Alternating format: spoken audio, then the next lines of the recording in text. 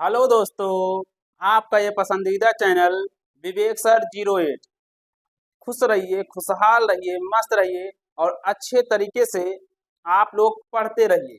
आप लोगों की पढ़ाई के लिए ही हम लोग दिन रात आप लोगों के लिए एक अच्छा अच्छा कंटेंट बना करके आप लोगों के बीच में प्रस्तुत करने का काम करते हैं। तो आइए आज हम लोग प्रश्नावली 3.1 को हल करने से पहले इसमें देखिए कुछ बेसिक फार्मूले हैं। इसी फार्मूले की सहायता से 3.1 के कुछ महत्वपूर्ण प्रश्नों को हम लोग हल करेंगे। तो आइए इन महत्वपूर्ण सूत्रों को समझते हैं कि ये सूत्र जो हैं क्या हैं और इसका प्रयोग हम लोग प्रश्नों में कैसे करेंगे। आइए पहले सूत्र पर चलते हैं हम लोग। देखिए यहाँ पर कई फार्मूले दिए गए हैं, तो आइए देखते हैं ये क्या है। यहाँ देखिए लिखा है रैखिक समीकरण युग्म की रेखाओं की प्रकृति। रेखाओं की प्रकृति क्या होगा, हम लोग इसके माध्यम से पता लगाएंगे। तो देखिए रैखिक समीकरण युग्म की रेखाओं की प्रकृति जो है निम्न है, यानी कई प्रकार की होती हैं। जैसे समांतर रेखा के लिए, जैसे संपाती रेखा के लिए, जैसे प्रतिच्छेदी रेखा के लिए। तो पहला इसमें है समांतर रेखा के लिए। समांतर रेखा आप लोग जानते ही होंगे कि ऐसी दो रेखाएं या ऐसी दो या दो से अधिक रेखाएं जिनके बीच की दूरियां क्या होती हैं, सेम हो या समान हो, उसे समांतर रेखा कहते हैं। तो चलिए देखते हैं इसका फार्मूला क्या होगा। समांतर रेखा में देखिए ये पहली रेखा है, ये दूसरी रेखा है और इसको कहीं भी मापेंगे, इसके बीच की दूरी को कहीं भी मापेंगे, चाहे यहाँ मापें, चाहे यहाँ मापें, चाहे यहाँ मापें, दूरियां हमेशा दो रेखाओं के बीच में यहाँ क्या होगा, समान होगा, बराबर होगा। तो देखिए पहली रेखा को क्या माना गया है, a1x plus b1y plus c1, और दूसरी रेखा को क्या माना गया है, a2x plus b2y plus c2 बराबर 0 माना गया।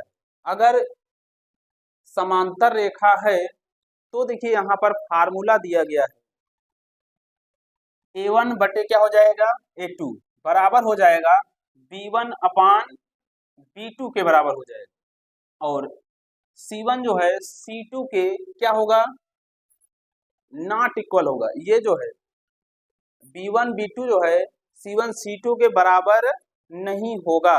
इसका कहने का मतलब यही है, देखिए b1 upon b2 not equal to c1 upon c2, मतलब ये दोनों रेखाएं जो हैं, ये दोनों समीकरण आपस में बराबर नहीं होंगे। तो इसका देखिए अगर इस टाइप का कोई भी समीकरण होगा तो इसका कोई भी हल प्राप्त नहीं होगा। दो पक्ष आपस में बराबर हो और एक पक्ष तीसरा पक्ष आपस में बराबर ना होगा तो उसका कोई भी हल प्राप्त नहीं होगा।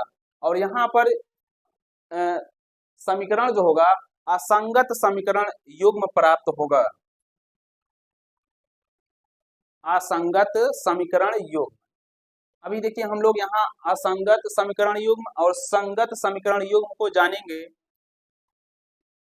यहाँ देखिए पूरा दिया गया है। असंगत समीकरण युग्म क्या है, वह समीकरण या ऐसा समीकरण जिसका कोई हल नहीं होता है, उसी को क्या कहते हैं, असंगत युग्म कहते हैं। तो ये हो गया इसका कोई, जिसका कोई हल नहीं होगा उसी को क्या कहेंगे, असंगत युग्म। और जिसका कम से कम एक हल होगा उसे क्या कहेंगे, संगत समीकरण युग्म। आइए दूसरे को देखते हैं। दूसरा देखिए दिया है संपाती रेखा के लिए। संपाती रेखा किसे कहते हैं, ऐसी रेखाएं जो एक दूसरे के ऊपर स्थित हों संपाती रेखा कहलाते हैं। ये देखिए रेखा है, ये रेखा है और ये एक दूसरे के ऊपर क्या है, स्थित हैं, एक दूसरे को क्या कर लेती हैं, ढक लेती हैं, उसी को क्या कहते हैं, संपाती रेखा कहते हैं। जो एक दूसरे के ऊपर स्थित हो उसी को संपाती रेखा कहते हैं। ये देखिए एक दूसरे के ऊपर स्थित है, यह है संपाती रेखा।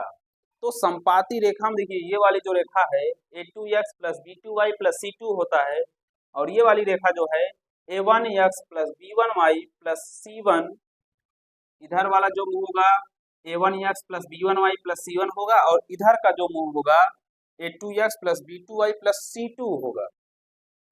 अब इसका देखिए फार्मूला क्या है, a1 upon a2, a1 upon a2 बराबर होगा b1 upon b2, b1 upon b2 बराबर होगा किसके, c1 अपान c2 के, c1 अपान c2 के क्या होगा, बराबर होगा।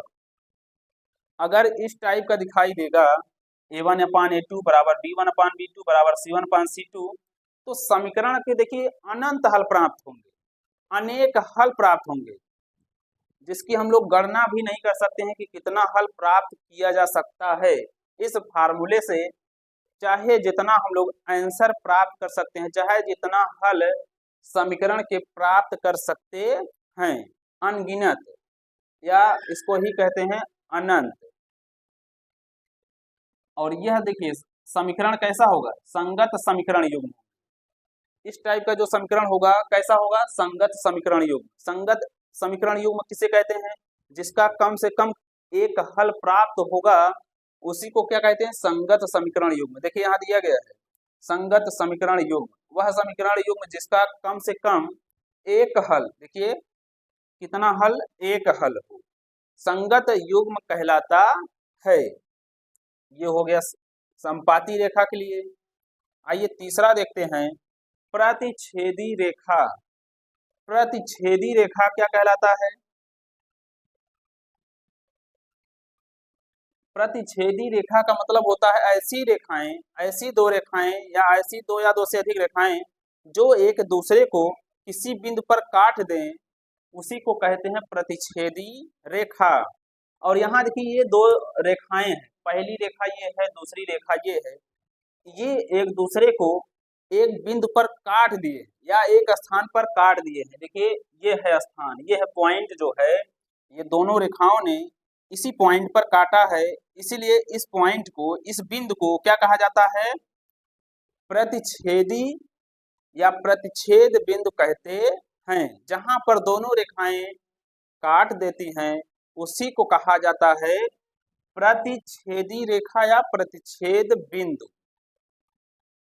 ये है सॉरी प्रतिच्छेद बिंदु है, जहां काटती हैं दोनों रेखाएं।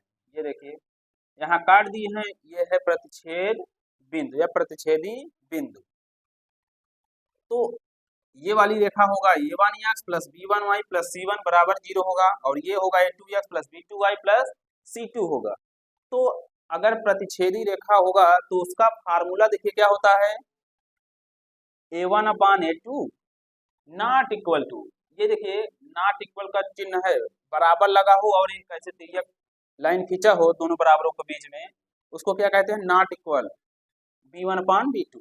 तो इसको हम लोग पढ़ सकते हैं a1 अपान a2 बराबर नहीं है b1 अपान b2 के, या a1 upon a2 not equal to b1 upon b2।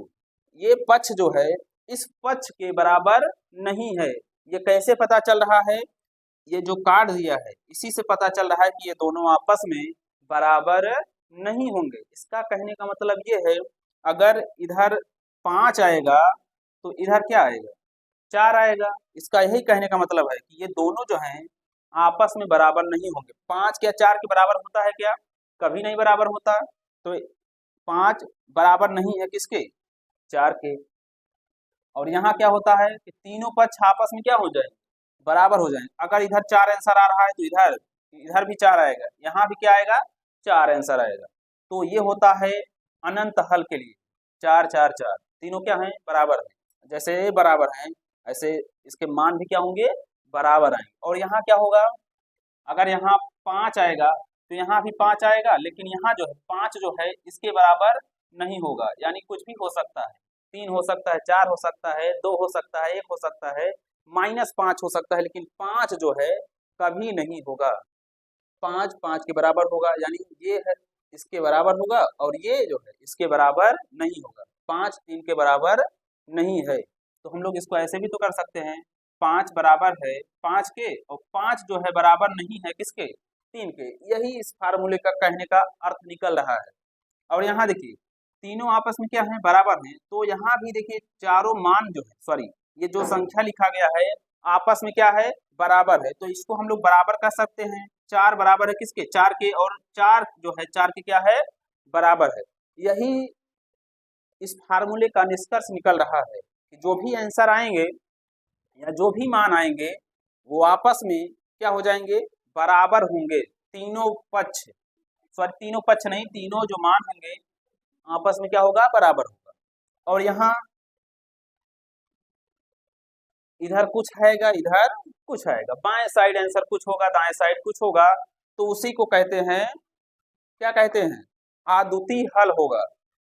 और यह जो है समीकरण कैसा होगा, अविरोधी या संगत समीकरण युग्म होगा। और संगत समीकरण युग्म हम लोग जान चुके हैं क्या होता है दोस्तों, ऐसा समीकरण या वह समीकरण जिसका कम से कम एक हल प्राप्त हो सके, उसी को कहते हैं संगत युग्म, कॉन्सिस्टेंट पेयर। देखिए यहाँ लिखा भी गया है, वह समीकरण युग्म जिसका कम से कम एक हल हो, संगत युग्म कहलाता है। और यहाँ देखिए असंगत युग्म, इनकॉन्सिस्टेंट पेयर, वह समीकरण युग्म जिसका कोई हल ना हो, उसे क्या कहते हैं, असंगत युग्म कहते हैं। आई होप कि आपको यह वीडियो जो है, जो हमने समझाया, आप लोगों को बहुत पसंद आया होगा या समझ में आ चुका होगा।